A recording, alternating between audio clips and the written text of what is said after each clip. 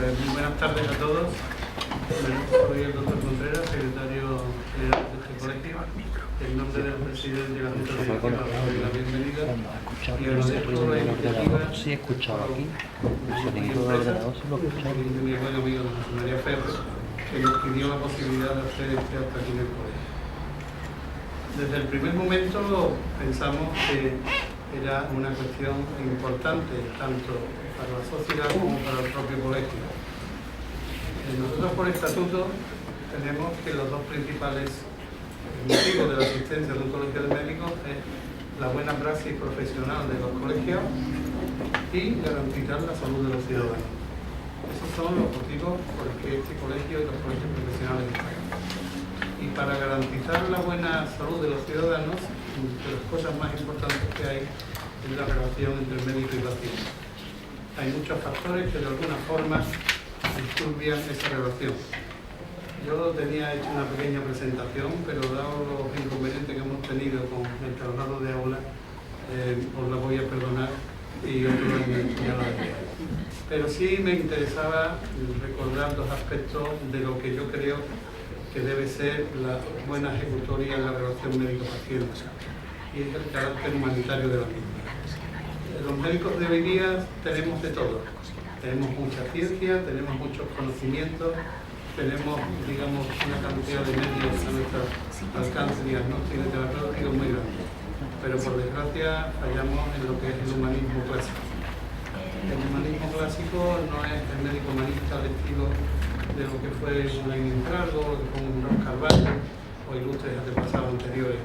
Hoy día el humanismo se concentra en tener una cercanía para que el médico se sienta solidario con el paciente y el paciente se sienta solidario con el médico.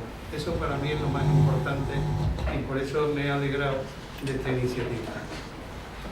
Y lo que sí me vaya a tener que perdonar es que os lea un pequeño fragmento de una palabra de su santidad el Papa Francisco, que nos dirigió a médicos españoles y latinoamericanos en una audiencia en Roma hace año y medio por ahí.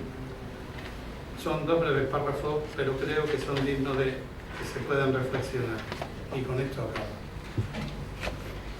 Se refería al año 2016, que era el año de la misericordia, y decía el Santo Padre: en este año la Iglesia Católica celebra el Jubileo de la Misericordia, y esta es una buena ocasión para manifestar reconocimiento y gratitud a todos los profesionales de la sanidad que con su dedicación, cercanía y profesionalidad a las personas que padecen una enfermedad pueden convertirse en verdadera personificación de la misericordia. La identidad y el compromiso de médicos no solo se apoya en su ciencia y competencias técnicas, sino principalmente en su actitud compasiva, es decir, padecer con, y misericordiosa hacia los que sufren en cuerpo y en el espíritu. La compasión es de alguna manera el alma misma de la medicina. La compasión no es lástima, es padecer con. En nuestra cultura tecnológica e individualista, la compasión no siempre es bien vista. En acciones hasta se la desprecia porque significa someter a la persona que lo recibe a una humillación. E incluso no falta quienes se escudan en una supuesta compasión para justificar y aprobar la muerte de un enfermo. Y eso no es así. La verdadera compasión no margina a nadie, ni la humilla, ni la excluye, ni mucho menos considera como algo bueno su desaparición. La verdadera compasión la asume. Ustedes saben bien que eso significaría el triunfo del egoísmo, de esa cultura del descarte que rechaza y desprecia a las personas que no cumplen con determinados cánones de salud, de belleza o de dignidad. A mí me gusta bendecir las manos de los médicos como signo de reconocimiento a esa compasión que se hace caricia de salud. La compasión, este padecer con, es la respuesta adecuada al valor inmenso de la persona enferma, una respuesta hecha de respeto, comprensión y ternura, porque el valor sagrado de la vida del enfermo no desaparece y ni se oscurece nunca, sino que brilla con más esplendor precisamente en su sufrimiento y en su desvalimiento. Qué bien se entiende la recomendación de San Camilo de Lelis para tratar a los enfermos. Dice así: pongan más corazón en esas manos. La fragilidad, el dolor y la enfermedad son una dura prueba también para el personal médico. Son una llamada a la paciencia, al padecer con. Por ello no se puede ceder a la tentación funcionalista de aplicar soluciones rápidas y drásticas, movidas por una falsa compasión, por menos criterios de eficiencia y de ahorro económico. Está en juego la dignidad de la vida humana, está en juego la dignidad de la vocación médica. Vuelvo a lo que dije al principio. Y si bien en el ejercicio de la medicina, éticamente hablando, es necesario la asepsia, en el meollo de la vocación médica la asepsia va contra la compasión. La asepsia es un medio técnico necesario en el ejercicio, pero no debe afectar nunca la esencia de ese corazón compasivo. Nunca debe afectar que tenga más corazón en ese caso. Esto dice su santidad Padre Francisco, realmente creo que es un modelo a seguir por todos. Y ya cedo la palabra al señor moderador, mi querido amigo don Julio Rivas, que ha tenido tantas horas de oficio. Bueno, nuestro querido compañero y secretario de esta entidad que tiene la amabilidad de acompañarnos. Él ha dicho parte de lo que yo pensaba decir, lo que es inevitable, pero no tanto, y además lo ha dicho mucho mejor que lo que yo hubiera dicho. Sobre todo que la escucha más interesante es nuestro padre. El leitmotiv de esta mesa no se ajusta exactamente al título de la mesa, en este caso rectangular, sino que tiene unos matices que yo quiero insistir en ellos. Y además, hacer ver que nuestra intención, o la intención de esta mesa, es, como muy bien ha dicho el doctor Contreras, es hacer mucho énfasis sobre el tema de la humanidad, lo que es humano en la relación médico-enfermo. Las otras cosas también son importantes y por supuesto la gestión que hay que el señor autorizar para hablar de ello también lo es. Se ha escrito muchos artículos y hay muchos peritos, muchas personas enteradas en lo que va, en lo que tiene que hacer una buena sanidad como natural. Pero yo insisto que lo que quiero hacer énfasis en esta mesa, con las preguntas que voy a hacer a los ponentes, es de la relación, como él ha dicho, del médico enfermo. Son dos seres humanos que se necesitan. Realmente el paciente que va a buscar al médico viene a buscar ayuda y necesita que le escuchen, que lo entiendan, que lo oigan, que entiendan la interpretación de su enfermedad, porque la gente interpreta un poco su enfermedad, la fase de las determinadas enfermedades, la sensación de culpabilidad, porque no había dejado el tabaco, la sensación de impotencia, la sensación de pánico, de miedo de que va a morir, etc. Eso necesita el apoyo de una mano que, si bien debe estar muy bien informada técnicamente, humanamente le ayuda de verdad, porque lo que va a buscar el médico de verdad al paciente al médico es ayuda y sobre todo empatía, que es la palabra que se usa con tanta probabilidad. La empatía que busca el paciente no es fácil darla con la medicina que hacemos hoy día los médicos. Hay cosas a favor y cosas en contra del aspecto humano de esa relación. A favor, pues, por la humanidad del propio paciente y sobre todo la del médico. Que sea un hombre compasivo, que entienda realmente lo que le pasa al paciente y que tenga voluntad de ayudar y poner en práctica su técnica y sus aprendizajes. Pero realmente hay cosas que están creando una dificultad importante en esa relación humana del médico, que es la progresión, lo progresivo, los ordenadores, por ejemplo. Un ordenador puede ayudar muchísimo, nadie puede criticar una herramienta tan necesaria y tan útil, pero a la vez puede alejar muchísimo esa relación con el paciente. Es muy frecuente que entre un paciente en las consultas, determinadas consultas más, y que el médico ni mira al paciente, sino está mirando al monitor. Este señor sigue hipertenso, tiene la tensión alta, está tomando tantas pastillas, ahora sigue tomando, pero no lo ha mirado ni una vez. Y realmente la distancia más corta que hay entre dos seres humanos es precisamente la mirada.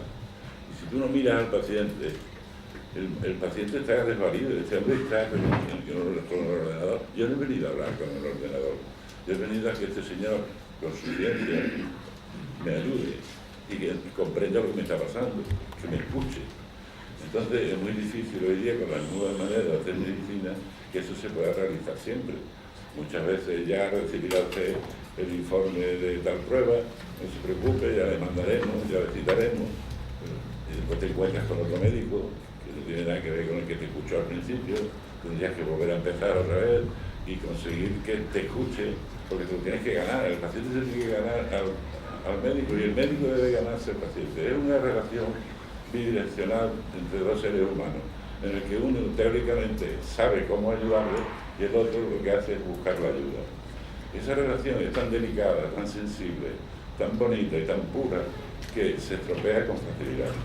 Y vuelvo a insistir, la técnica que ayuda tanto y no debemos denostarla para nada, también ayuda al alejamiento con el paciente, porque además somos los médicos, nos pasamos en pedir pruebas, pedimos cantidad de pruebas que a lo mejor no sirven para nada, que son carísimas y que me van a decir poco.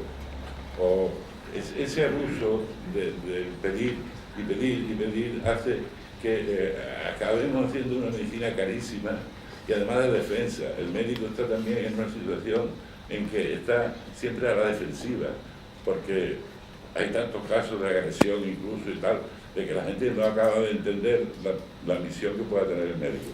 No todos los médicos tienen esa humanidad que creemos nosotros tan necesaria dentro de la medicina.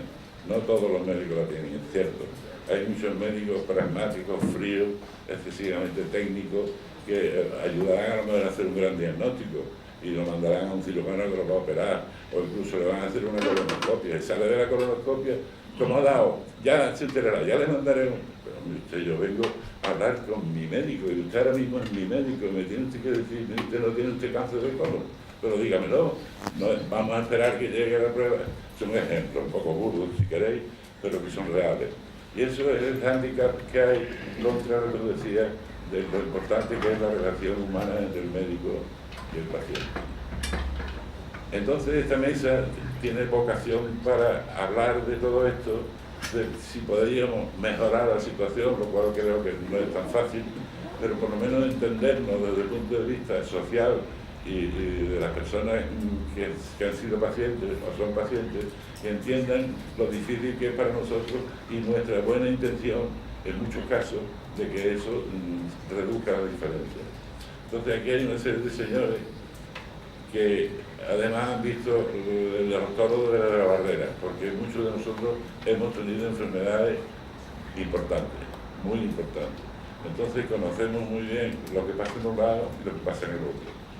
Son personas con mucha experiencia de muchos años, algunos de ellos no tanto como ella, que es más jovencita que nosotros, pero que realmente esa experiencia acumulada sirve para entender desde el punto de vista paciente a los médicos. Y nosotros hemos sido las dos cosas, pacientes, y tenemos el gran honor de ser médicos.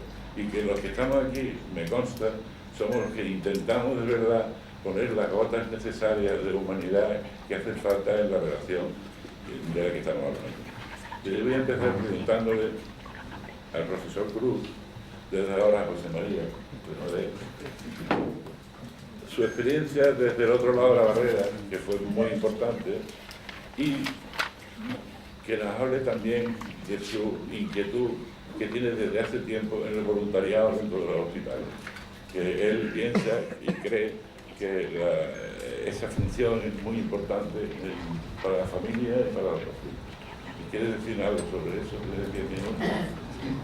Pero primero, Julio, era agradecerte que me hayas dado la oportunidad de estar en esa mesa y te lo agradezco porque el tema que hoy has propuesto en ella es extraordinariamente interesante, porque es algo de lo que tú y yo hemos hablado muchísimas veces en momentos muy difíciles, hablando enfermos muy críticos, con mucha angustia a nuestro alrededor y otros más distendidos y mucho más agradables, pero siempre con la idea de que el humanismo dentro de la medicina es algo absolutamente básico.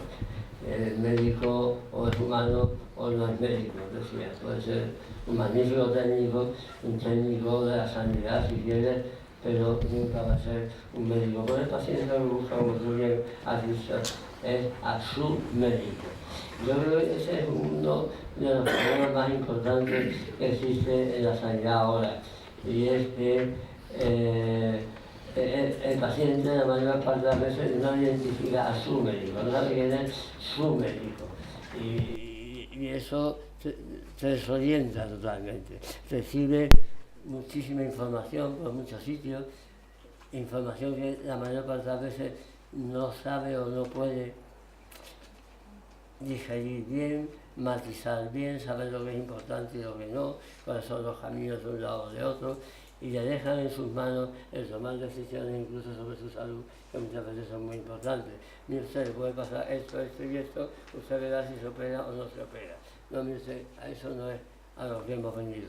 Yo vine a buscar un médico que me diga claramente cuáles son las posibilidades y cuál es el camino que yo debo seguir. El hecho de haber vivido la enfermedad como médico, pero también como paciente. Yo tuve un cáncer de lengua hace más de 25 años, perdí la mitad de la lengua, siempre digo que gané la mitad de la vida, y la verdad es que eso me sirvió mucho para entender todo eso de lo que estamos hablando. Y pues, ahí percibí muy de cerca lo que es la ayuda que necesita todo paciente para superar su enfermedad. En mi caso, la ayuda fundamental fue mi mujer, Cristina, estuvo conmigo siempre, ayudándome y protegiéndome y dándome ánimo a mis hijas, etcétera, etcétera, mis amigos, mis alumnos, todo el mundo. El sentir el cariño alrededor, eso es muy, muy importante para recuperar la salud cuando uno la ha perdido. Y posteriormente pasé también por otra situación que es importante, que la tenemos aquí, que es la de la familia del paciente. Pasé de ser paciente a ser cuidador de pacientes. Mi mujer Cristina también tuvo un cáncer de mama, del que hace más de 8 años y felizmente se ha superado, pero eso me llevó a tener también que verlo desde el lado de cuidar a un paciente que está pasando por un momento muy, muy difícil. Todo eso se hace que tú como médico cambies un poquito tu chip. A veces nos pasamos de prepotencia, creemos que como médico lo podemos resolver absolutamente todo, y eso no es verdad. Y esa prepotencia hay que bajarla, y se baja con humildad.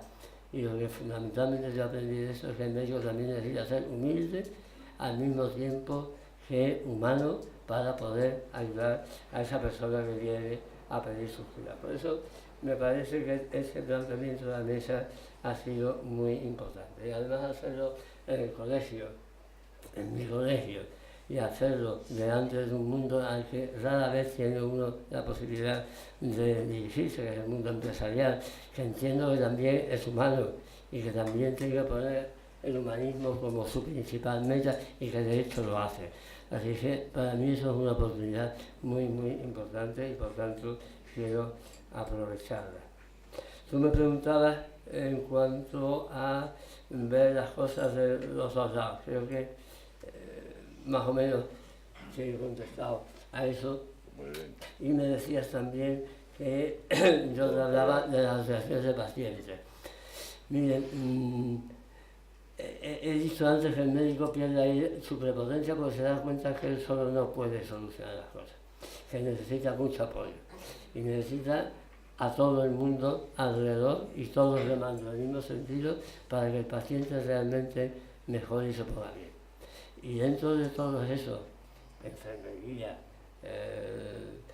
las autoridades sanitarias, no empresariales en este caso, se necesita mucho el testimonio de personas que han pasado por esa situación y la han superado. Y esas son básicamente las asociaciones de pacientes. Yo las recibí muy cercanas cuando me tuve que ir a Houston, porque en aquel momento bueno, la sanidad no cubría el tratamiento que yo necesitaba en aquel momento para mi cáncer, y tuve que ir allí. Y allí percibí lo que era una asociación de pacientes bien organizada. Me recibieron en mi idioma, yo no funcionaba bien en inglés, mucho menos cuando además estás nervioso y no sabes de qué te están hablando. Me recibieron en mi idioma, tenía traductor absolutamente para todo lo que me hacía falta. Se preocuparon de darme toda la información pertinente sobre dónde podía comer, dónde podía alojarme, dónde podía tomar un autobús. Estaban absolutamente pendientes de todo eso. El día de mi intervención apareció de pronto un sacerdote católico, y era porque en una de las preguntas que había al llegar allí te preguntaban si tú querías responder sobre tus tendencias religiosas, y yo lo hice. Bueno, pues estaba un sacerdote católico a las 6 de la mañana esperándome para darnos la bendición a mi mujer y a mí antes de entrar en quirófano. Esas son cosas que no se olvidan. Yo simplemente de contarlo se me ponen los pelos de punta, porque es que realmente en esos momentos, bueno, si tienes la suerte, y la tengo gracias a Dios, de tener fe, pues eso se conforta absolutamente muchísimo. Y de todo eso se ocupaban las asociaciones de pacientes, folletos explicativos, de todo. Con Cristina, mientras yo me operaba, todo el tiempo estuvieron gente que le hablaban de mis cosas, le daban revistas, le decían puntos de cruz para que se entretuviesen durante todo aquel tiempo, que entraban y salían de quirófano porque tenían una acreditación y iban diciendo, mira, va bien, no te preocupes, que eso va bien, queda ya poco, que queda más. Entonces me fue contando después. Y la verdad es que eso intentamos hacerlo aquí y lo conseguimos. Julio fue una pieza muy importante en ello, y con un grupo de anteriores pacientes que teníamos en la unidad coronaria, montamos una asociación de pacientes que probablemente no ha llegado a todo este tecnicismo que estamos aquí, pero que sí que ha hecho cosas y sigue haciéndolas muy, muy importantes en pro de los pacientes. Allí los visitan, se los cuentan. Cuando un paciente le ha dicho, llega a hacer un cateterismo para un stent, y llega otro allí y le dice, un stent, yo tengo 4, y fíjate, estoy corriendo por la calle y estoy muy bien. Eso da mucho ánimo y es muy importante. Por eso yo pienso que sí, que la asociación de pacientes es algo realmente importante, y no me quiero más. Gracias.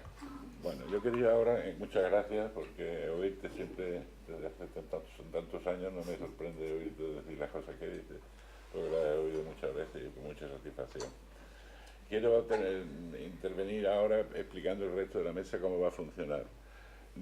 Hacer un coloquio con este auditorio que veo de cara conocida la mayoría, pero seguro con preguntas muy interesantes, es absolutamente imposible, porque ahora imaginaos que a uno se levanta y empieza a hablar de eutanasia, pues podemos estar hasta las 2 de la mañana hablando de eutanasia.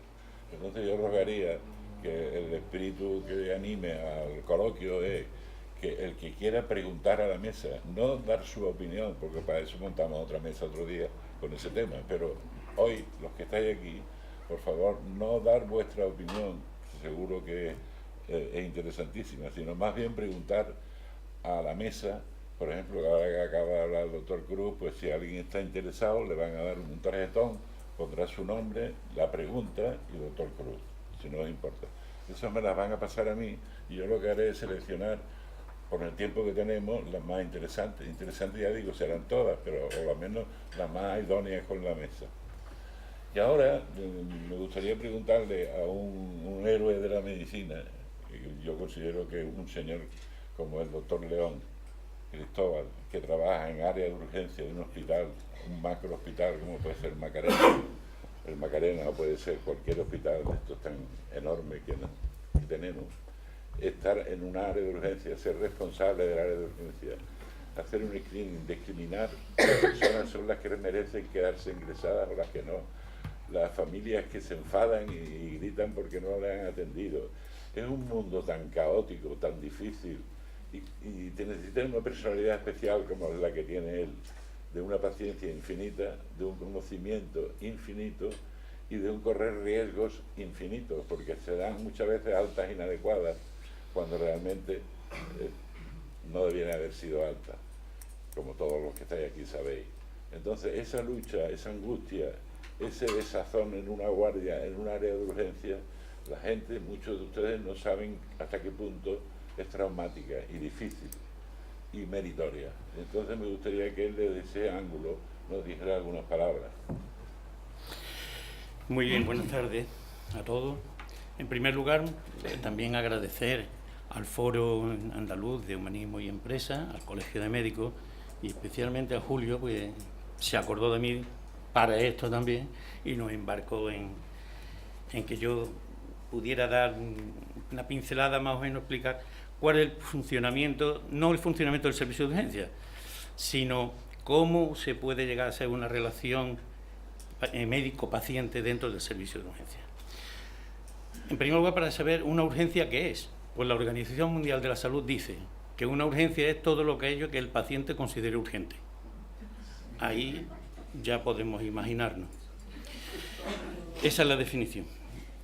Un hospital como el nuestro, que cubre una población de 500.000 personas aproximadamente, pues en el área de urgencias generales, excluyendo pediatría y ginecología, recibimos unas 150.000 urgencias al año.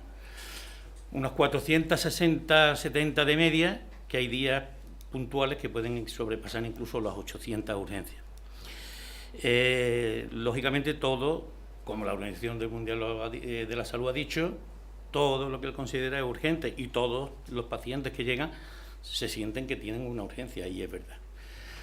Claro, eso en el sistema, como ha dicho Julio, caótico, es un caos, pero un caos que está medianamente organizado, aunque algunas veces no lo parezca. Dentro del sistema, en cuanto un paciente llega al hospital, bueno, pues pasa primero por un servicio de información, a continuación una sala de triaje, donde ahí es donde se va a dar prioridad a la patología que el paciente presenta. Y en función de ella, pues se va a dirigir hacia un circuito u otro circuito asistencial. Lógicamente, los circuitos asistenciales de mayor prioridad son los pacientes que hay que ver sobre la marcha, y hay otros que tienen menor gravedad a priori, que seguirán unos circuitos diferentes, que realmente a la hora de hablar de relación médico-paciente suelen ser lo que es más problemático, porque son los que más tiempo se van a tardar en ver. El circuito 1 y 2, que son pacientes que pueden llegar en parada cardíaca, en situación de shock, etcétera, infarto de miocardio, etcétera, se van a ver sobre la marcha, y a la hora de tener una relación, tanto como el paciente como los familiares, no suelen plantear algún problema. Sin embargo, los que atienden a los otros circuitos, que le llamamos nosotros urgencias demorables o banales, estos sí pueden, porque son pacientes que cuando tú lo llamas por primera vez a consulta, en algunos casos pueden llevar más de una hora o incluso más esperando. Bien, pues a partir de ahí, de que ya hemos hecho esa discriminación, por decirlo de alguna manera, en función de la patología, pues, y hablando siempre de la relación médico-paciente, pues decimos que esta relación médico-paciente en el hospital no es como tal, no se puede considerar como tal.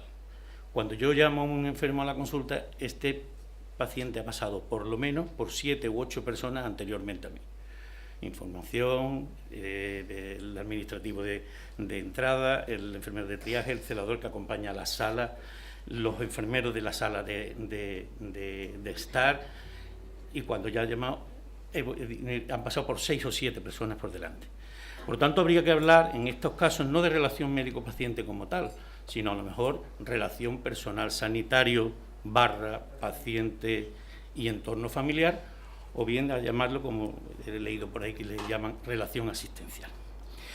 ¿Y en qué depende esa relación en el servicio de urgencias tan caótico? Pues depende fundamentalmente de la educación, tanto del médico como del paciente, de la formación y, muy importante, de la información. De la información que los pacientes que tiran 1, 2, 3 o 4 horas, que se pueden tirar perfectamente, tienen que saber en qué situación está actualmente su proceso, si está pendiente de una analítica, si está pendiente de tal. Y en eso fallamos mucho, en eso es verdad que fallamos mucho, y es responsable en muchas ocasiones de la cantidad de problemas que tenemos. Se habla de la confianza mutua para mantener una relación, una confianza mutua entre el médico y el paciente. Julio ha dicho una cosa muy interesante, y sobre todo en estos casos ocurre más con la gente más joven, con los residentes, la gente más joven, que se maneja mucho mejor con los ordenadores que los demás. Hay ocasiones que el paciente entra a la consulta y, bueno, pero ya lo has visto, y ya tiene escrito sus antecedentes, su historia, la medicación que toma, todo está ya escrito en el ordenador, y todavía no lo ha visto al paciente. En eso se falla mucho desde nuestro punto de vista. Y también hablamos de confianza y siempre a mí siempre me hace mucha gracia y lo cuento también como un chascarrillo, pero que es una realidad. Aquí hablamos todos de mucha confianza, pero nosotros tenemos aquí debajo de nuestra mesa el botón antipánico y que por desgracia lo tenemos que utilizar en muchas ocasiones.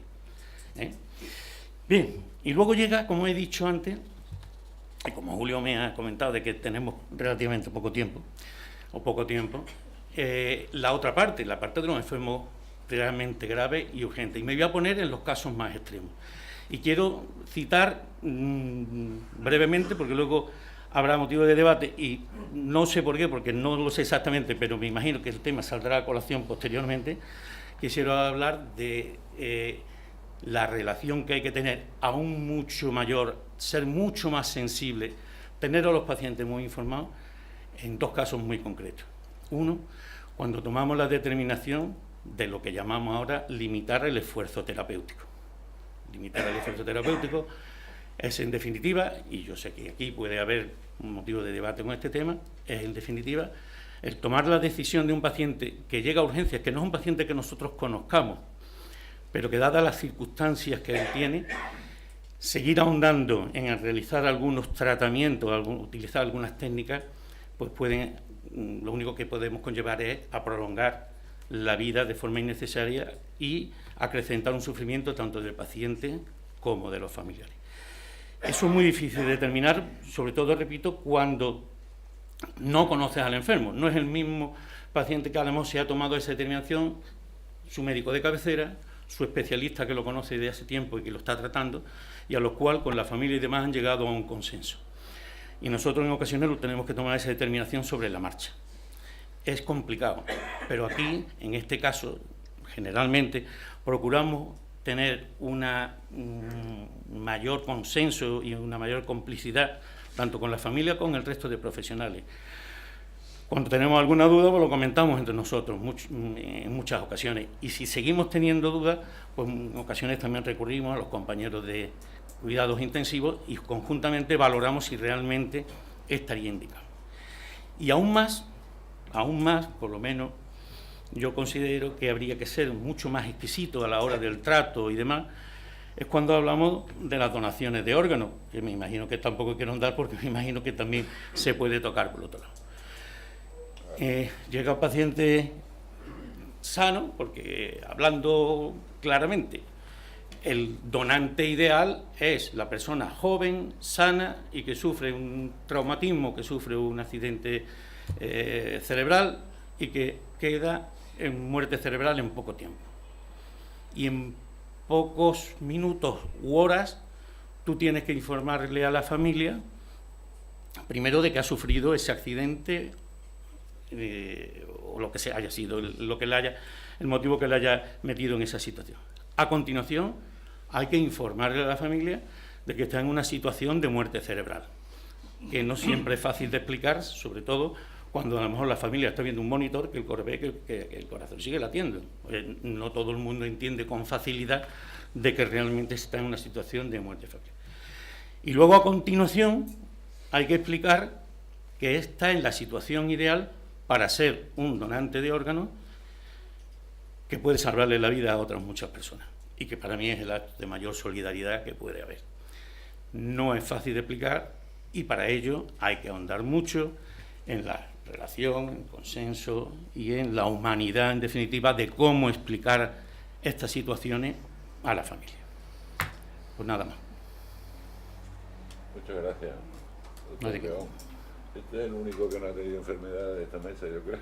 Bueno, vamos a dejarlo ahí. Vamos a dejarlo ahí. A ella le vamos a preguntar ahora, aunque nos saltemos. Yo tenía pensado ahora preguntarte a ti, pero vamos a darle paso a ella con una premisa, que yo soy un admirador, y no es hipocresía decir eso, te lo he dicho muchas veces, ser además profesor de la enfermería, de lo que es la labor de la enfermería para mí es, por decir algo, el 80% de una buena praxis médica en un hospital y fuera del hospital. Es fundamental.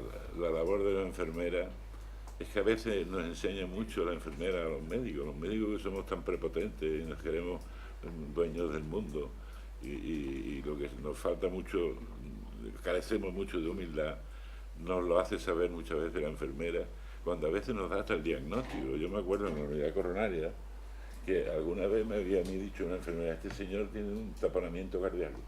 ¿Qué me estás diciendo? Pues tenía un taponamiento cardíaco. O sea que la experiencia, el buen hacer, la buena praxis y sobre todo la intención de empatizar, vuelvo a la palabra esta de la empatía que se ha puesto de moda, con el paciente, la enfermera es el puente ideal. Yo tengo una gran admiración por vosotras, y te lo dije el otro día, pero ahora me gustaría que nos hablara. Ella trabaja en el Hospital de San Juan de Dios, tiene incluso una distinción que a lo mejor a ella ahora no le gusta que lo diga aquí, una distinción de buena praxis, una especie de premio que le dieron en su día, seguramente muy bien ganado. Y ahora me gustaría que desde su ángulo del trato con los enfermos, desde el punto de vista de enfermería, aparte de que ella es responsable del área de enfermería de ese hospital tan magnífico como todos conocemos, unos de oído y otros porque lo conocemos, porque lo hemos vivido, me gustaría tu experiencia que nos dijeras lo que te parezca. Bueno, que dar las gracias, ¿no?, por haberme invitado también a esta mesa para dar el punto de vista también desde la parte de la enfermera, ¿no? Que bueno, yo como experiencia personal, yo en principio quería ser médico y de hecho estuve un año yendo de libre oyente a la Facultad de Medicina porque quería ser médico a toda costa, pero bueno, entré en enfermería mientras esperaba la plaza y me enamoró la profesión, ¿no? Me di cuenta que realmente lo que yo quería era cuidar pacientes y bueno, pues la enfermera es verdad que ¿no?, es todo su tiempo dedicado a eso, con lo cual pues decidí seguir adelante como en la carrera de enfermería y llevo ya 20 años de profesión. Entonces, bueno, pues desde, como estaban diciendo, ¿no?, los compañeros, pues el trato con el paciente, ¿no?, en el trato con el paciente desde el punto de vista de una enfermera es súper importante.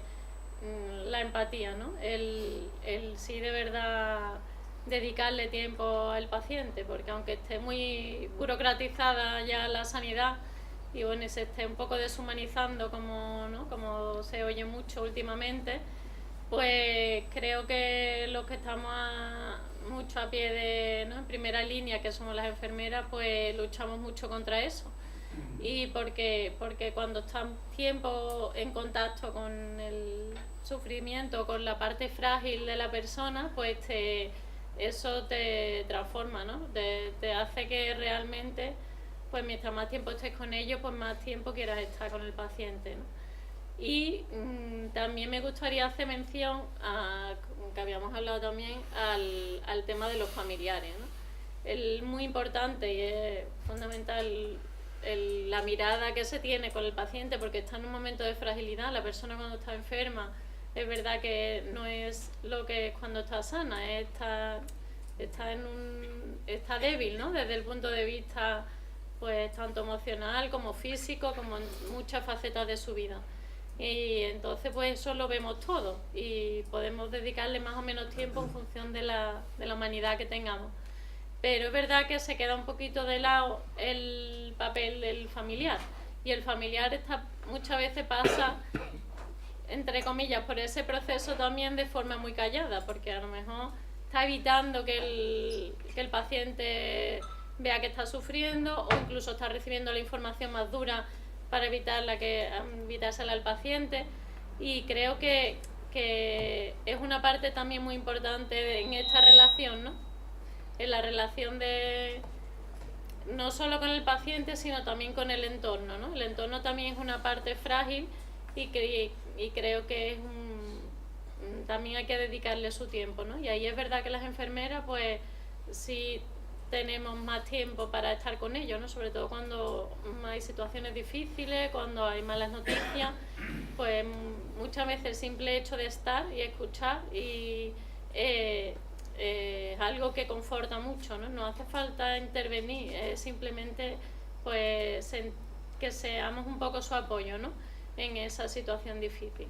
Y es verdad que de las experiencias más bonitas que yo he tenido como enfermera ha sido ver que una familia venga una vez fallecido su familiar, a darme las gracias, bueno, a mí o a mis compañeros, por el trato recibido en esos últimos momentos, ¿no?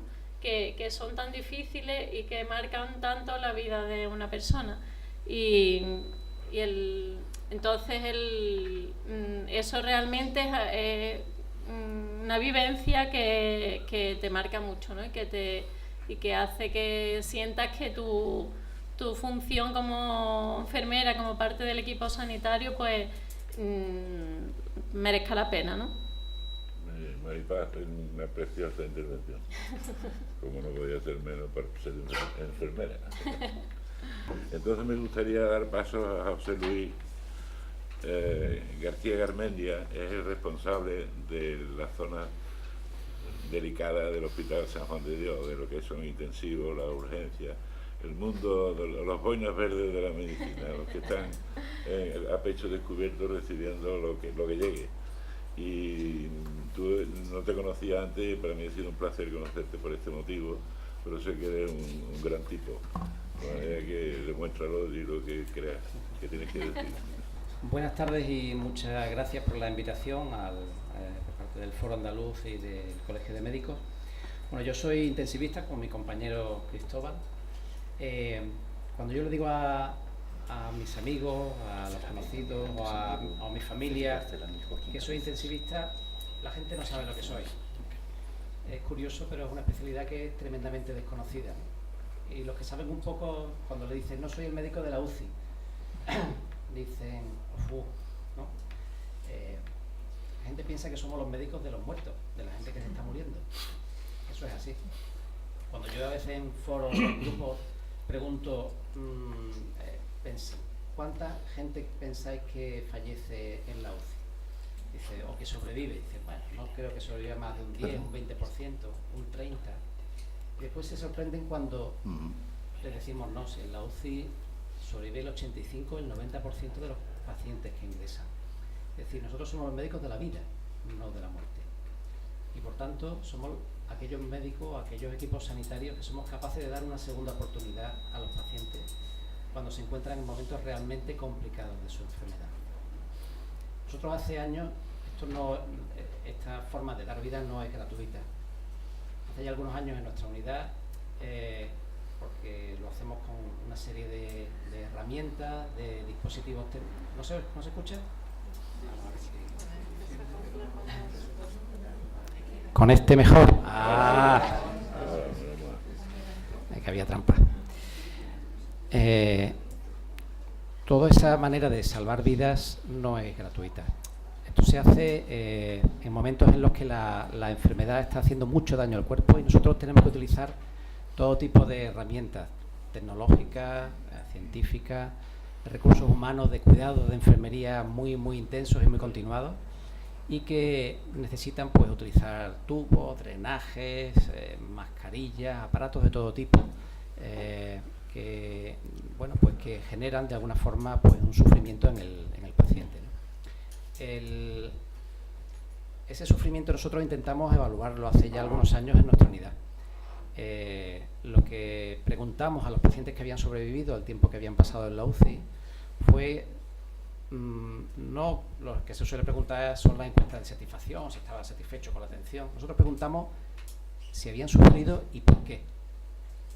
El sufrimiento físico que destacaban nuestros pacientes era que habían pasado cansancio, que habían pasado sed, que habían pasado frío, que habían pasado dolor, que habían pasado incomodidad, que no habían podido dormir. Habían tenido sufrimiento psicológico porque habían pasado tristeza, aburrimiento, habían pasado una enorme preocupación por la familia, temor a la muerte y temor al dolor. Y habían tenido sufrimiento moral. Fundamentalmente lo que decía es que se habían sentido...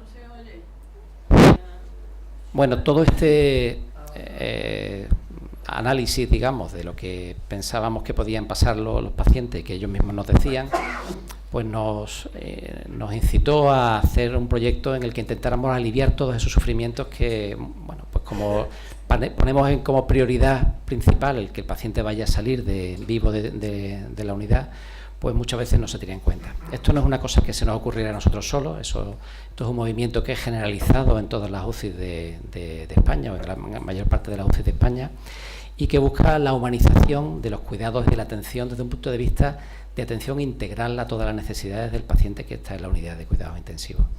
Muchos de esos pacientes están sedados, están analgesiados, prácticamente no se enteran de nada. El problema es cuando despiertan y todavía tienen, digamos, puestos muchos dispositivos puestos, muchas incomodidades y van a pasar muchos días allí. Este planteamiento de mejora de la situación, de la humanización, pues tiene 3 patas. Una es la atención al propio paciente, lógicamente, ¿no? Intentar garantizar con todas las medidas posibles el que no sufran dolor, reducir el ruido que hay, las alertas, las alarmas, quitar luz. A veces hay que apagar las luces por la noche porque estás trabajando con otros pacientes, pero tienes que garantizar que los pacientes puedan tener sueño. Garantizarles que tengan un ambiente donde puedan orientarse. Nosotros tenemos televisión en box, cada uno de los boxes individuales. Facilitar que el paciente pueda escuchar su música, que pueda escuchar la radio, que pueda tener acceso a noticias, incluso a tener el móvil. Pero lo más importante, lo que todos los pacientes reclamaban, era el tener más contacto con la familia. Por ser unidades donde se atiende a los pacientes, se le aplican muchos tratamientos con muchos profesionales, pues ha sido clásico que se restrinja el acceso a las unidades. Nosotros ya desde el principio del año 2017 iniciamos un plan de puertas abiertas en el cual pues pueden pasar los familiares desde la 1 de la tarde hasta las 9, 10 de la noche con los pacientes que están conscientes y que van a beneficiarse de poder estar con alguien que le va a dar apoyo psicológico, que le va a ayudar también a gestionar los cuidados y que va a facilitar, digamos, incluso también su orientación, ¿no? Hay que prevenir la aparición de delirio, que ocurre en personas mayores muchas veces cuando ingresan en la UCI, y también ayuda a mejorar la intimidad. No es lo mismo que los pequeños cuidados muchas veces se los aplique familiares colaborando a que sea siempre el personal de enfermería. Todo esto, el apoyo emocional, el apoyo psicológico que reciben los pacientes lo agradecen enormemente. Esto ha sido un cambio radical en la percepción por parte de los pacientes de sus estancias en la unidad. Y creo que es un camino que es irreversible y que es muy necesario. Cuando lo implantamos pensábamos que iba a haber mucha resistencia por parte de los profesionales que no estaban acostumbrados a trabajar con familiares presentes, pero en muy poco tiempo se hicieron los principales, digamos, valedores de esta actuación, ¿no? Otra pata son los propios familiares. El tiempo que pasan en la unidad los pacientes, como ya hemos dicho, muchas veces están dormidos, sedados, no se enteran, pero los que están viendo el sufrimiento o están viendo cómo se debate a veces entre la vida y la muerte son los familiares, los allegados. Y a ellos hay que darles un apoyo permanente, hay que tenerlos bien informados, con una actitud empática y conociendo muchas veces interioridades de las familias que son necesarias para, desde un punto de vista humano, dar una adecuada respuesta a los problemas que se plantean. Pero no hay que olvidar una tercera pata, que son los profesionales. Los profesionales, todo este esfuerzo intenso de trabajo, pero también intenso emocionalmente, reciben una carga emocional muy grande. Y esto hay que cuidarlo. A los profesionales hay que darle herramientas, apoyo y facilidades para poder formarse y para gestionar toda esa tremenda carga emocional que en muchas ocasiones se llevan a casa. Hay momentos especiales en la unidad de cuidados intensivos en los que encontramos una carga emocional, como la que decimos, mucho más intensa.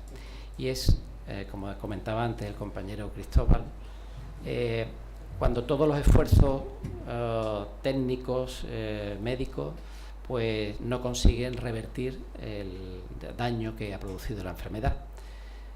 Yo a los familiares con los que hablo muchas veces les digo, los médicos, cuando hay una herida, damos unos puntos y la herida cicatriza. pero la cicatriz no la hacen los puntos, la cicatriz la hace el propio paciente. Es decir, nosotros ponemos medios, pero es al final el organismo el que se cura. Y hay ocasiones en las que por más medios que pongamos no conseguimos que el paciente se cure. Hoy día la mayor parte de los fallecimientos en las unidades de cuidados intensivos se ven venir, es decir, es un proceso en el cual pues llega un momento en el que no hay suficientes respuestas y vemos cómo eso se va a producir. Y en esos momentos cuando hay que tener pues el mayor nivel de empatía y de comunicación con los familiares. Tienen que entender que todo el equipo pues está sintonizado con ellos, que sabe cuáles son las cosas que van a ocurrir y que pueden saber cuáles son sus necesidades. En estas situaciones que se pueden plantear momentos en los que ante la futilidad de determinadas medidas terapéuticas sea conveniente no continuar, intentamos siempre que la familia vea esto no como una decisión que ellos tienen que tomar. Es unas decisiones en las que el equipo pues valora cuáles son las expectativas reales, pero siempre le pedimos a la familia que se ponga en el lugar que el paciente habría tenido. Es decir, si el paciente se hubiera visto en esta situación y lo pudiera contar en ese momento, ¿qué creen ustedes que él habría decidido? Y intentamos siempre hacer aquello que esté más de acuerdo con el proyecto vital del paciente. No son decisiones de la familia, son decisiones subsidiarias del paciente. Cuando estas cosas ocurren, que ocurren no con tanta frecuencia como ya le hemos dicho antes, pero ocurren, lo que intentamos es acompañar al máximo a la familia. Habitualmente permitimos que todos los familiares que quieran puedan entrar en el box. Intentamos que sean partícipes de los momentos finales. Hay veces que no se puede, porque hay veces que no hay sitio físico, pero yo he tenido pacientes que han fallecido acompañados de hasta 30 personas en el box. Es decir, hay que intentar, en la medida de lo posible, que esos momentos que, aunque los veamos como son algo natural, al fin y al cabo, pues que tengan el mayor apoyo y que se puedan vivir el duelo de una manera lo más cercana posible, ¿no? También intentamos formar a nuestros profesionales para ayudar en la gestión posterior del duelo, ayudar si hay que dar algún tranquilizante, si hay que acompañarlo, es decir, que se sientan muy acompañados en todo este proceso, ¿no? De todas formas, aunque estas cosas ocurren, como ya digo, lo que más nos satisface y más nos llena es poder ver cómo hay muchos de estos pacientes que han pasado por ese trance pero han sobrevivido, vienen a vernos después en magníficas condiciones y nos dan un abrazo grande de agradecimiento. Eso realmente, como decía antes mi compañera Maripaz, es una experiencia única y que es capaz de compensar los difíciles momentos por los que muchas veces tenemos que pasar con nuestros pacientes. Cuando quiero que José Luis Cabello, gracias a él yo viví una de las etapas más dulces de mi carrera profesional, porque él entonces era el gerente, el director de la clínica o hospital FREMAP de Sevilla. No sé por qué rara artilugio me llamaron un día para ficharme como cardiólogo del centro, y resultó que acabé siendo el mejor cardiólogo de FREMAP, porque además que había uno que era yo, lo cual me satisfizo mucho. Y mi relación con él fue al principio de alguien que te está contratando, y fue muy generoso, excesivamente generoso, pues casi le dije, no me pagues tanto porque lo voy a saber. Total, que hicimos una amistad, que aquello se convirtió en algo más que una amistad, porque también él padeció una enfermedad muy seria, muy difícil de controlar, porque tenía unas arritmias, y pues puedo hablar un poco de la enfermedad. Me lo llevé no porque en FREMAP no hubiera sitios, sí, pero lo que necesitábamos estaba entonces era la Macarena, era un servicio que dirigía José María, y se le implantó un aparato que nosotros llamamos DAI, que es un desfibrilador implantable, para evitar que tuviera un día un episodio fatal por culpa de las taquicardias, que eran ventriculares, lo que nosotros llamamos que son las malas. Entonces es un aparato que es parecido al marcapasos, que se implanta y es tan inteligente que cuando detecta determinadas extrasístoles que podrían ser los prolegómenos de una taquicardia ventricular, que en este caso podría ser fatal, pues lo detecta, y si ve que aquello sigue, hace una descarga eléctrica. Parece brujería, pero es así. Hay una pequeña descarga que el paciente a veces nota, yo no sé si tú la notas o no, pero él muy valiente, recibió la idea de poner el aparato estupendamente, quedó en que iba a ser muy bueno, que no iba a fumar, etc. Pero todos los años, que le retrata un poco, va a Ronda, a la feria, a la corrida de toros de Ronda, ¿cómo se llama? La Valleca, y se forma un cigarrillo.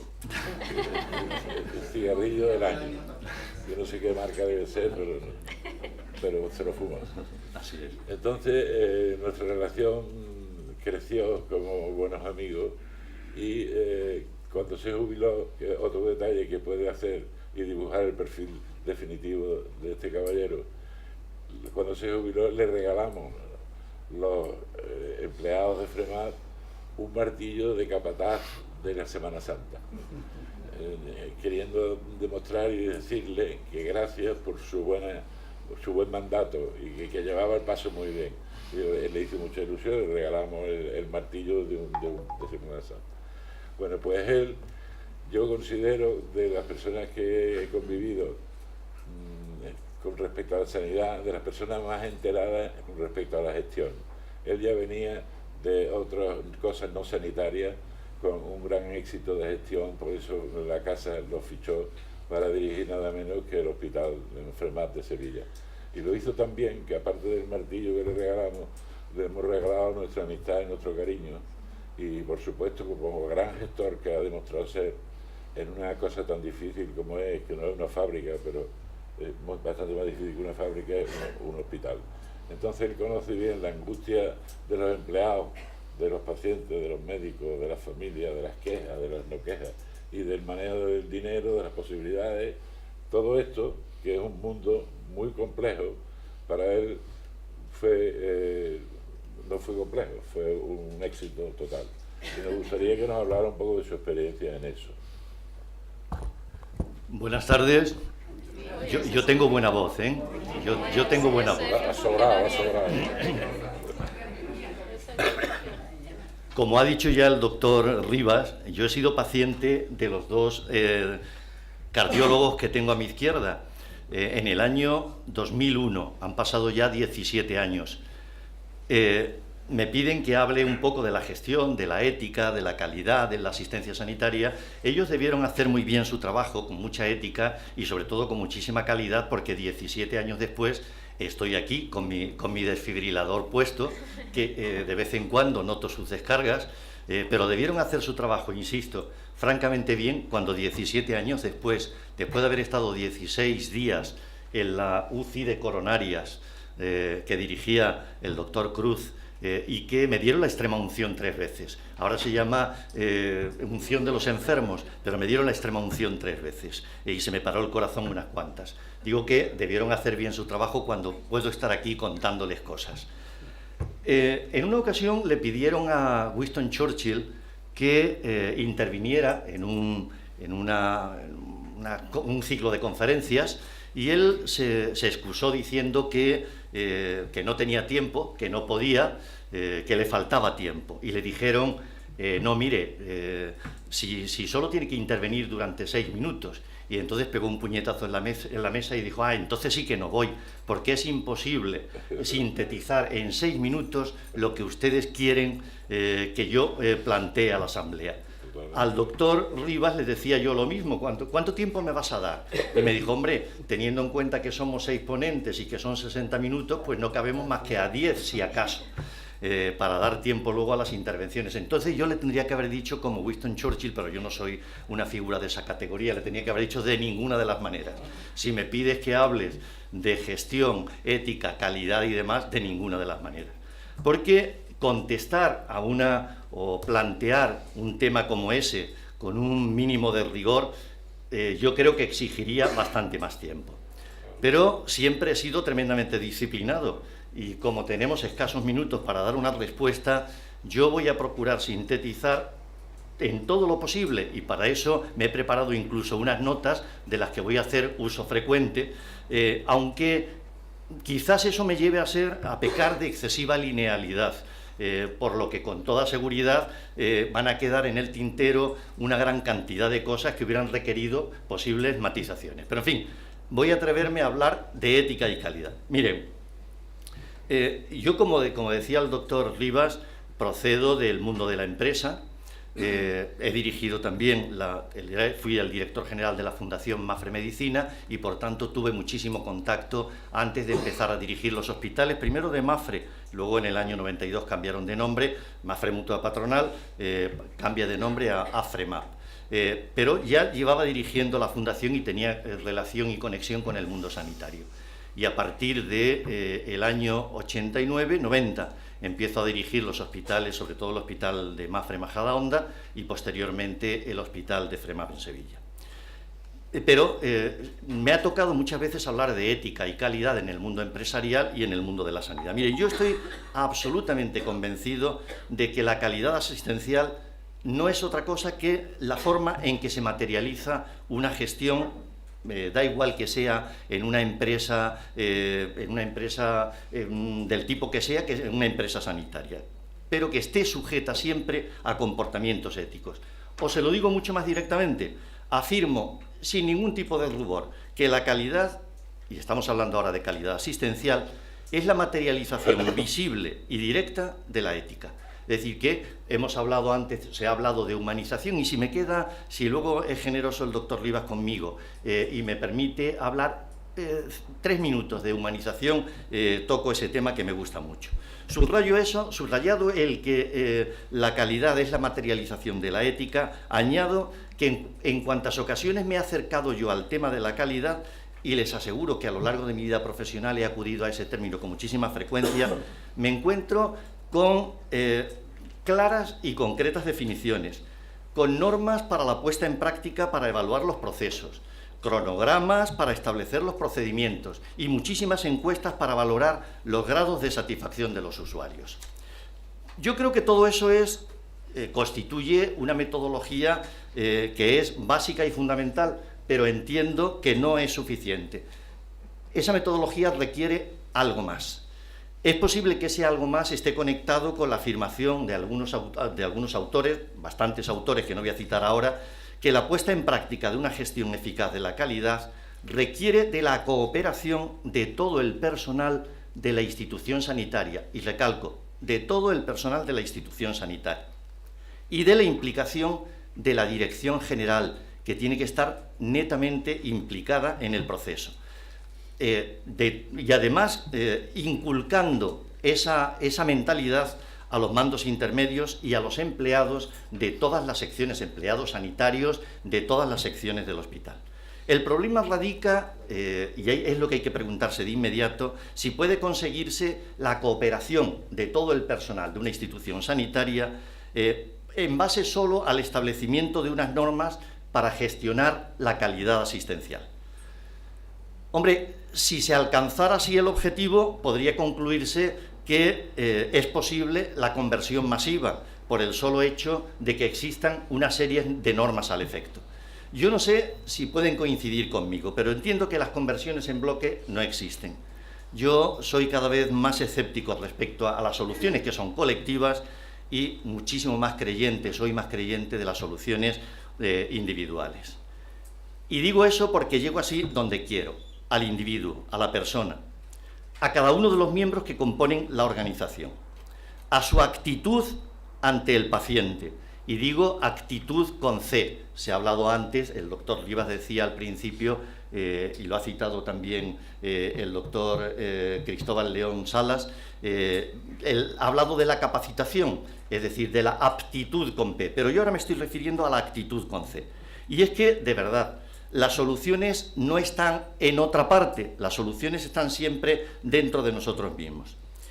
Y quede claro que defiendo la capacidad profesional, como no puede ser de otra manera, y la idoneidad de los medios para producir de manera económica atenciones y servicios que satisfagan todas las exigencias del paciente. Pero de nada sirven la aptitud, y aquí le pongo la P, la bondad del servicio que se dé, el conocimiento de las necesidades del paciente y el establecimiento de planes integrales si no se cuenta con la decidida voluntad de todos y cada uno de los componentes del equipo de la institución sanitaria de ofrecer la calidad que demanda el paciente. Es decir, todo se viene abajo si las actitudes individuales fallan.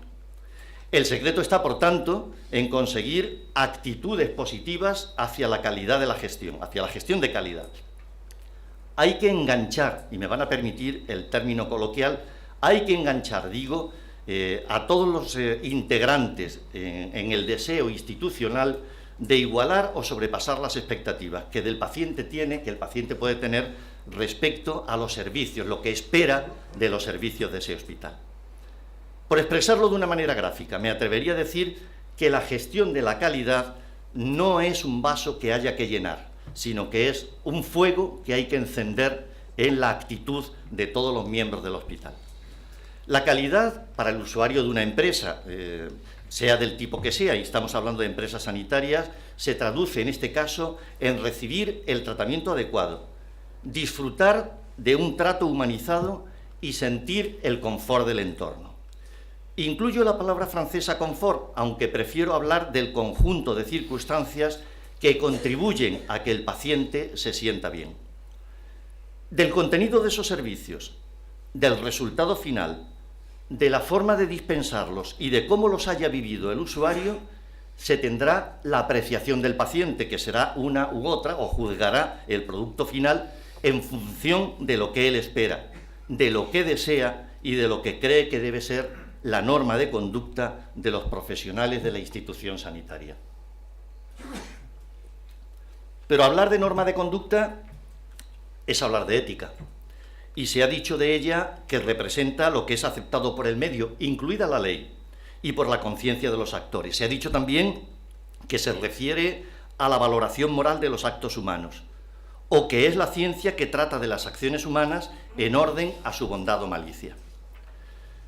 El concepto que tengamos de la institución sanitaria, de sus objetivos, de su función e incluso de su organización, condicionan de manera decisiva el comportamiento ético.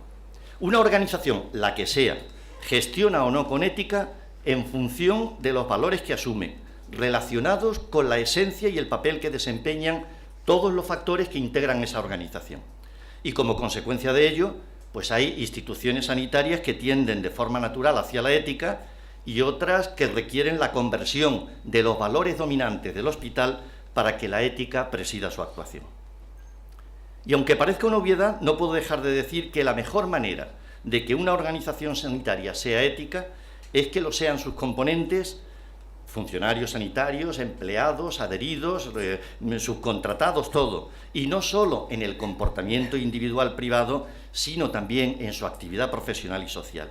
Y eso tiene mucho que ver con las actitudes con C, de las que hablaba antes y que son lo que perciben los usuarios, los pacientes. Y las actitudes, a su vez, como no, tienen que ver con la vocación. Para apoyar mi afirmación, me van a permitir que acuda a un artículo firmado por Adela Cortina. Adela Cortina es catedrática de Ética, era catedrática de Ética en la Universidad de Valencia, en un libro que se llama Creación Ética, se llama Medicina por vocación, creo recordar. Aunque el texto es breve, permítanme que se lo lea porque su mensaje es claro. Y dice así: organizar un curso sobre bioética implica incluir en el programa temas como la eutanasia, el consejo genético, las biotecnologías, el SIDA, el aborto y todos esos asuntos que resultan provocativos, ella lo entrecomilla, porque llaman la atención. Pero basta con pasar unos días en un hospital para percatarse de que, aun sacando una gloriosa matrícula en todas esas materias, el aspirante al título de medicina o enfermería debería quedarse sin él si no obtiene al menos un aprobado raso en una asignatura mucho menos espectacular: profesionalidad en la práctica cotidiana. Igual que el valor se supone en la marina, la profesionalidad se da por supuesta cuando el personal de medicina y enfermería recibe su licencia para curar y cuidar. Por eso, en los cursos de reciclaje, y también lo entre comillas, se piensa solo en temas sensacionales, o por lo menos bastante más extraordinarios de lo que suele encontrarse el profesional en su planta en el día a día, y lo ha dicho nuestra enfermera.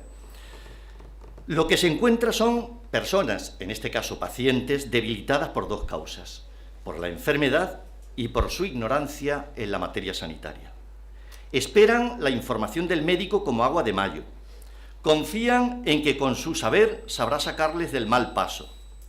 Se ponen en manos de los enfermeros y de ellos esperan que prevendrán las llagas, curarán las heridas, comprenderán que su caso es distinto del enfermo de al lado. Nada espectacular, ni petición de ayuda para morir, ni consejo genético. El cuidado cotidiano, la relación competente y cordial de cada jornada. Pero, por desgracia, también a las relaciones sanitarias afecta ese virus de la funcionarización del personal. También al hospital, excepciones aparte, ha llegado la plaga de rebajar la vocación a funcionariado. Y el funcionario procura no ser tan negligente como para verse en problemas judiciales, pero ha perdido ese sentido de la profesión como vocación que exige una buena dosis de entrega. Bueno sería, concluye Adela Cortina, pues antes de hablar de deontología profesional defensiva y de temas llamativos, insertar en la currícula una modesta pero ineludible asignatura: medicina/enfermería como vocación.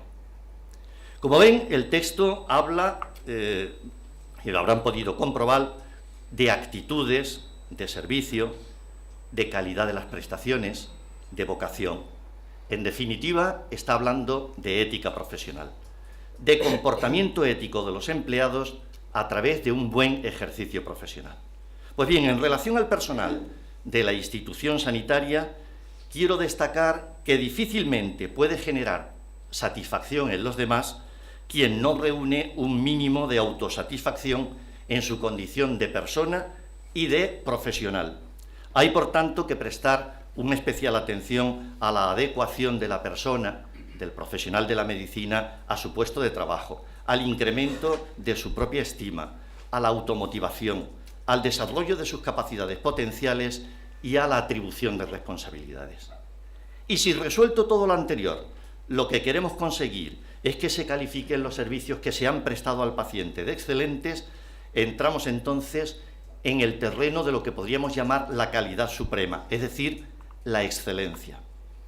Para saber cómo se alcanza la excelencia, voy a acudir ahora a Diego Gracia. Diego Gracia, los médicos lo conocen porque es catedrático, era catedrático, el primer catedrático de bioética de la Complutense.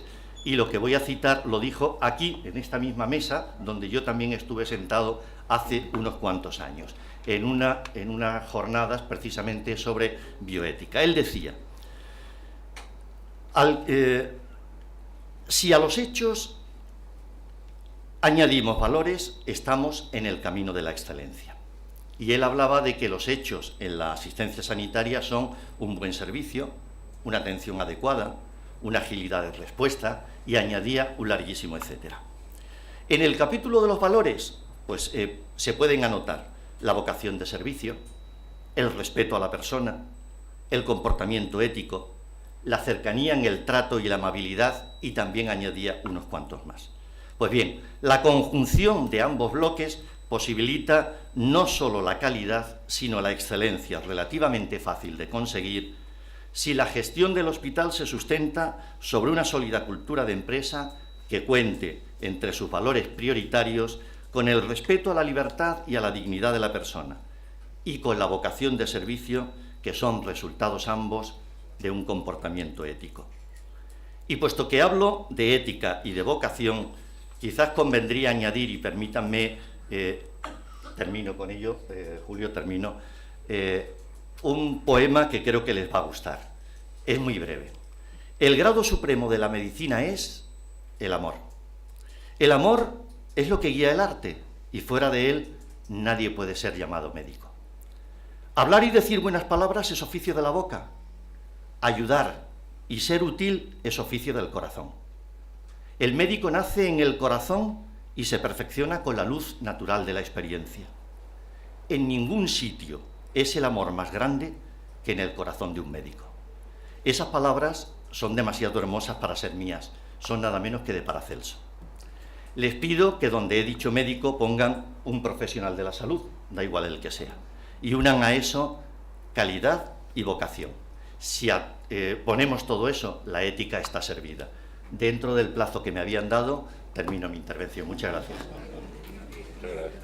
Excelente intervención, muchas gracias, porque eres un monstruo de la síntesis, ¿no? Es verdaderamente meritorio decir lo que has dicho en el tiempo acordado y con tan buena dicción y con esa voz tan bonita que tienes. Gracias. Yo para terminar, que antes de terminar quiero decir dos cosas. Una, el que quiero que cierre este acto es el presidente de esta fundación, José María Ferre, que es por el que realmente estoy aquí hoy, quizá por algún elemento más desconocido para mí. Y me gustaría dar paso y abrir el turno difícil en una reunión como esta de la intervención del público. Difícil, primero, porque hacer una discriminación de lo que es interesante y lo que no es interesante con el público que veo es bastante difícil, porque seguro que todo lo que planteen va a ser interesante, aunque sea un poco de demagogia lo que estoy diciendo, pero es verdad. Y segundo, que muchas veces como auditorio tenemos la tentación de contar nuestra experiencia, y eso se carga una reunión como esta. ¿Por qué? Porque si ahora se levanta un señor y le da por hablar de la eutanasia requiere 6 mesas como esta, y acabaríamos a las 5 de la mañana. Podemos echar un sueñecito porque esta mesa es muy grande, pero vamos, yo creo que lo que hay que hacer en una reunión de estas es rogaros, pediros, que hagáis preguntas a los componentes de la mesa de lo que habéis oído y lo que haya interesado. Pero obviéis no dar vuestra opinión, porque para eso contamos otro día a otra mesa y invitamos a ese señor, pero que no vamos a hablar del aborto hoy aquí, cuando es evidentemente un tema que salta sobre todo. Entonces, os ruego que hagáis lo que os he dicho, que seáis muy breves y así nos dará tiempo de dar paso a la mayoría de las personas. Hay gente que tenga rellenado esto, pues queréis recogerlo vosotros. Y al fin, dar gracias a todos vosotros porque habéis perfilado una mesa que yo creo que es útil, porque la gente necesita saber lo que sentimos los médicos y las personas que llevan la sanidad, de nuestras angustias, de nuestros deseos, y somos conscientes de que es muy difícil arreglar lo que se está deteriorando. El humanismo, lo que es humano entre el enfermo y médico se está deteriorando muchísimo por falta de tiempo, por la cantidad de enfermos, por el caos que se produce en los hospitales. Esto se va en contra de lo que decimos de la empatía y de confirmar que verdaderamente la distancia más corta entre dos seres humanos es la mirada, de verdad. Yo tengo una anécdota y acabo, que es un poco jocoso y triste, de un buen médico que le pasó lo siguiente: llevaba tanta angustia y tanta prisa en un ambulatorio que pasa el siguiente, y pasa una persona, siéntese. Entonces las enfermeras teníamos la mala costumbre de utilizar a la enfermera para rellenar papeles, lo cual era un disparate que habéis librado afortunadamente. Entonces, siéntese. Ponga usted la mano aquí, ponga la mano. El ordenador. Muy bien. Pues estuvo usted aquí hace 2 meses. ¿Y cómo va la cosa? Bien, ¿verdad? Y está usted tomando la medicina, está usted tomando tal para la arritmia. Y la arritmia, entonces, ¿qué pasa? A ver, deme el pulso. Coge el pulso de la persona, pone la mano encima de la mesa y toma el pulso. Y dice, está usted en un ritmo, como nosotros decimos, sinusal. Magnífico. Esto está estupendamente. Dice, perdón, es que yo no vengo por la receta de mi abuelo, el que está malo es mi abuelo. Y no la voy a mirar ni a la cara. Entonces, es triste y jocoso a la vez, pero es la realidad. Y a veces no te da tiempo ni de mirar a una persona. y que por eso yo tengo una manía, entre comillas, a los ordenadores en la medicina, que es la herramienta mejor que se ha inventado, la que más nos sirve, ¿verdad?, pero que tiene sus hándicaps, digo yo, como casi todas las cosas modernas. No, eso que he dicho es una tontería, borrarlo de moderna, porque yo soy ya muy antiguo y no puedo decir eso. Entonces, quiero que... Aquí están. Después cerras tú el acto, cuando terminemos esto. Vamos a ver, a Cristóbal le pregunta, que yo dije que pusiera la letra en plan palote. Maripaz, Borrell, a ver. A Cristóbal, ¿cómo evitar que el fenómeno de la empresarialización de la medicina elimine el humanismo en la relación médico-paciente? A José Luis Cabello, ¿cómo evitar que el fenómeno de la empresarialización de la medicina elimine el humanismo? Lo he resumido en mi intervención, efectivamente. He dicho que son las actitudes con C. Es decir, damos por supuesto la aptitud con P, es decir, la preparación profesional de todos y cada uno de los miembros del hospital, y lo que tenemos que potenciar es la actitud con C.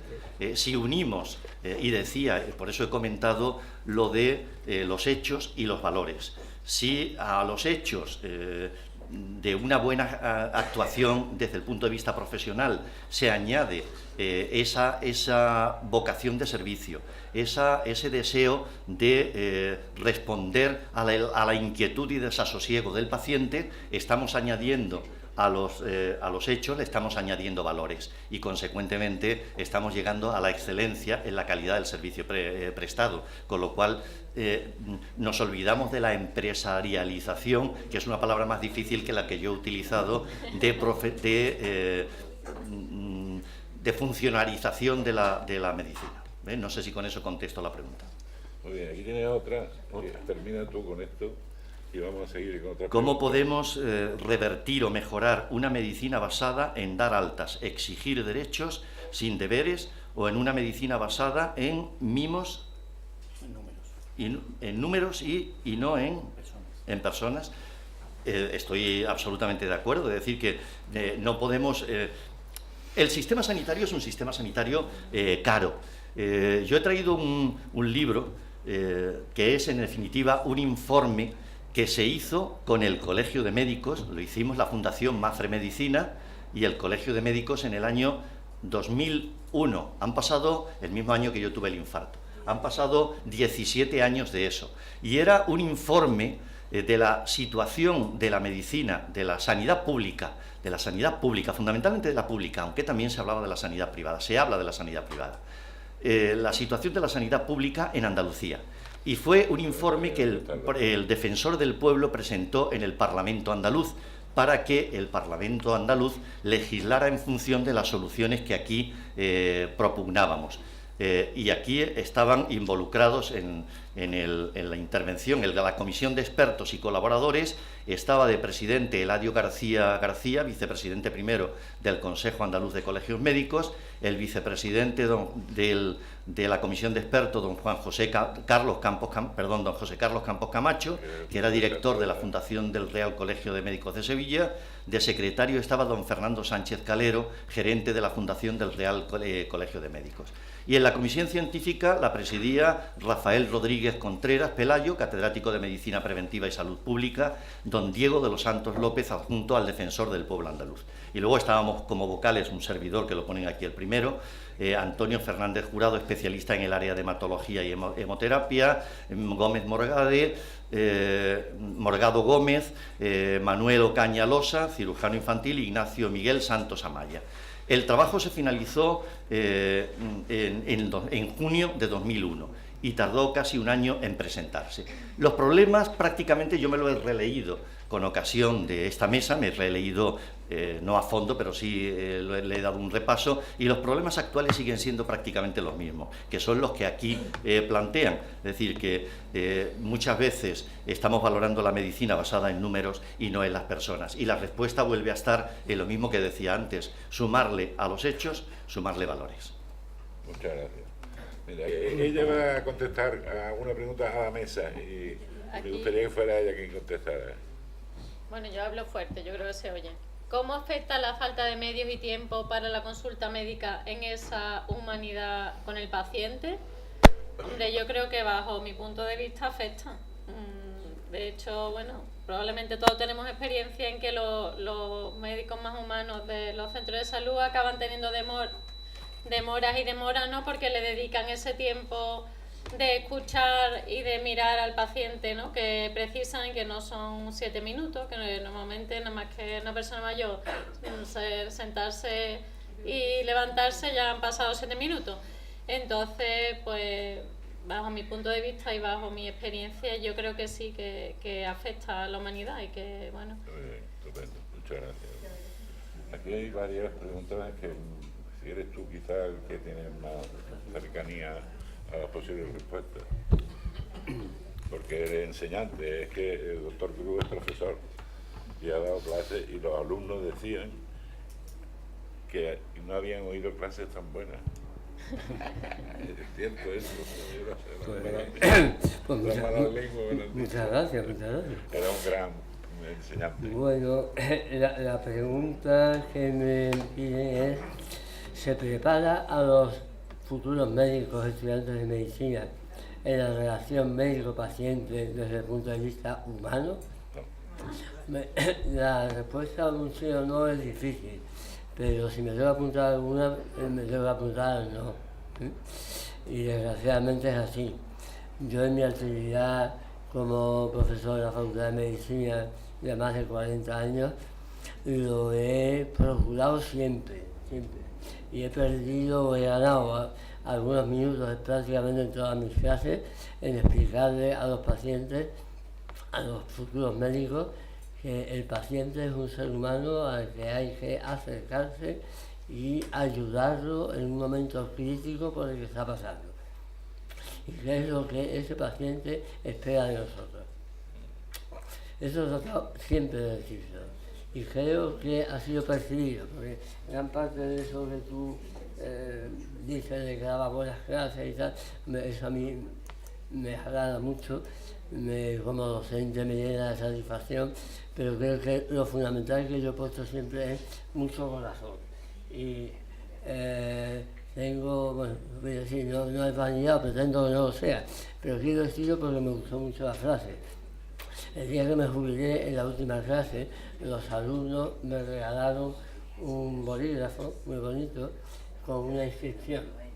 Y la inscripción decía: por poner el corazón en cada clase. Fue la frase que tengo grabada de mis estudiantes a mí, por poner el corazón en cada clase. Y eso lo he procurado siempre. Por eso creo que esto es muy importante, que todos los docentes en medicina deberían de aplicarlo, y modestamente creo que lo he hecho. Ahora hay un movimiento que empezó en Estados Unidos, que se llama Movimiento Hipocrático, y es muy bonito. Yo me he sumado a ello porque hemos constituido el capítulo español en la Universidad Española hace unos meses en Barcelona, y formo parte de los fundadores. Se trata de hacer real el juramento hipocrático que tanto nos gusta leer en todas nuestras ceremonias, en colegios médicos y demás, ¿no? Y hay un movimiento general de humanización de la medicina a través de Hipócrates, y con cosas simbólicas, como es, por ejemplo, la isla de Kos, que es donde explicaba Hipócrates, todavía guardan un olivo que dicen que era alrededor del cual Hipócrates reunía a sus discípulos y les explicaba la humanización de la medicina. Y lo que se han ido haciendo son que hacen injertos de ese olivo que se van plantando por todas las universidades de todo el mundo, y próximamente lo vamos a hacer en la de Sevilla, porque ya he hablado con el decano y va a haber esa ceremonia, y se pone pues un busto de Hipócrates, olivo, y allí todos los años se hace la ceremonia de la graduación de los nuevos médicos que se pongan allí el momento y demás, ¿no? Bueno, creo que sí, que hay que estar en eso y que es muy pertinente la pregunta. Bueno, pues entonces yo le doy la palabra a José María Ferre Tejero, que es vamos a regular el tiempo. No sé, la pregunta era... Venga.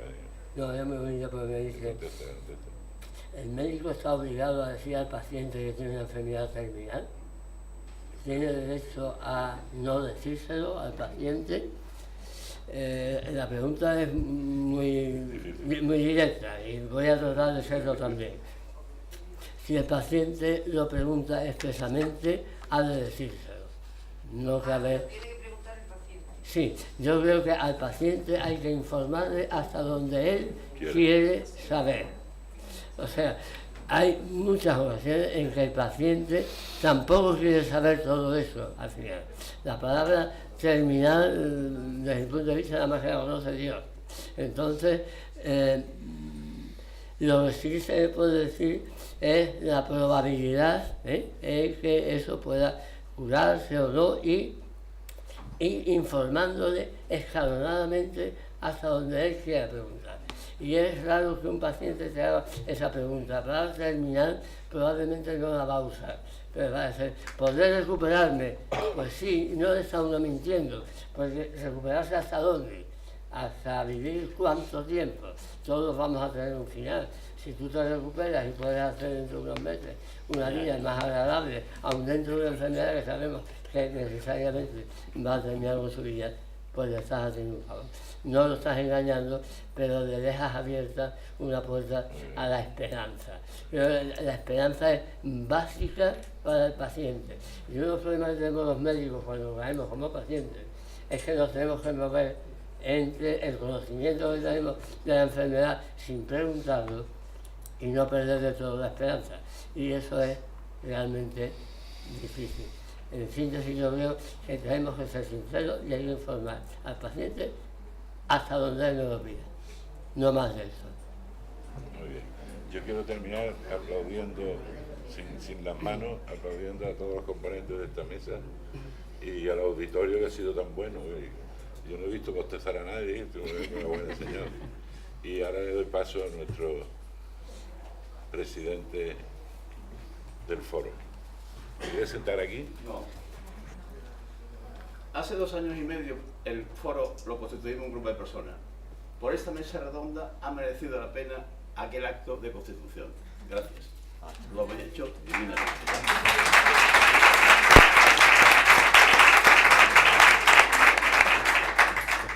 Cuando hablamos del humanismo, hemos organizado varias mesas redondas como esta.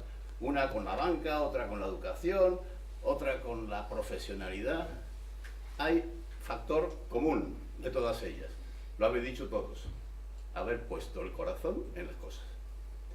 Eso es lo que hace que una tarea, un trabajo, un algo sea humanismo o no sea humanismo. El corazón, es decir, el amor.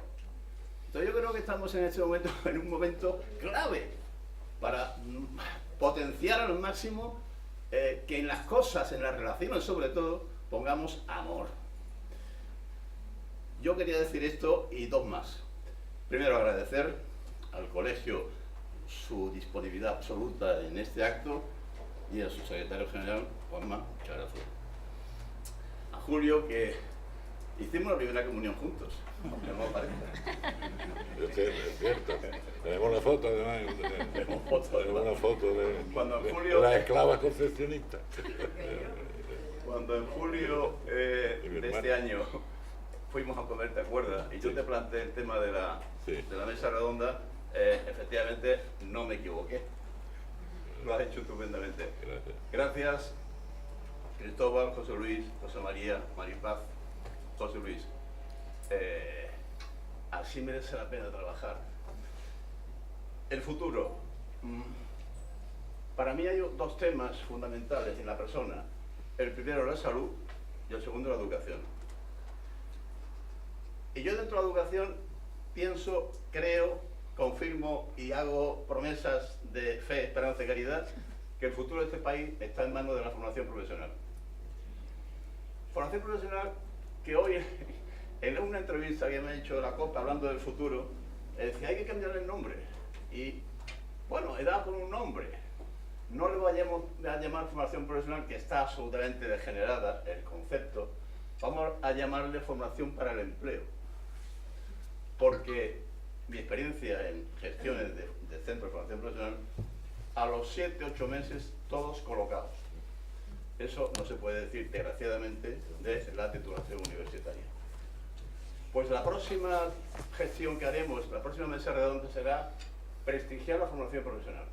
Estoy intentando conectar con la Fundación A3 Media y MAFRE, que han hecho un estudio muy bueno sobre la formación profesional, para que nos lo presenten en Sevilla en el mes de febrero. Y hablando de ética, tengo la tentación, no sé si podré, poner en esta mesa a los políticos. Porque me parece que si hay un colectivo que necesita la mirada que tendría Julio, la relación personal basada en la ética y en el corazón, en la política. Si metiéramos esos conceptos en la vida pública, otro gallo cantaría. Estaríamos en otro sitio. No sé si me atreveré, dependerá si encuentro ponentes adecuados o no. Pero no me digáis que no va a ser una magnífica mesa redonda. Pues yo lo voy a intentar. Y hay una tercera cuestión que me parece fundamental, y que como aquí hay una persona experta en ese tema, porque me parece también muy de humanismo hablar de la emigración, problemas y soluciones. Aquí hay un experto que ya le emplazaré para organizar la mesa redonda para allá por el mes de abril o mayo. O sea, el foro ya merece la pena haber nacido, ¿no? Lo que yo necesito es que apoyéis al foro. Apoyar al foro significa no solamente aplaudirle, sino que con vuestra participación, con vuestro cariño, con vuestra ayuda y con vuestro enfoque y opiniones, seamos capaces de ser más, mejores y más grandes. Eso me Gracias. puedo decir,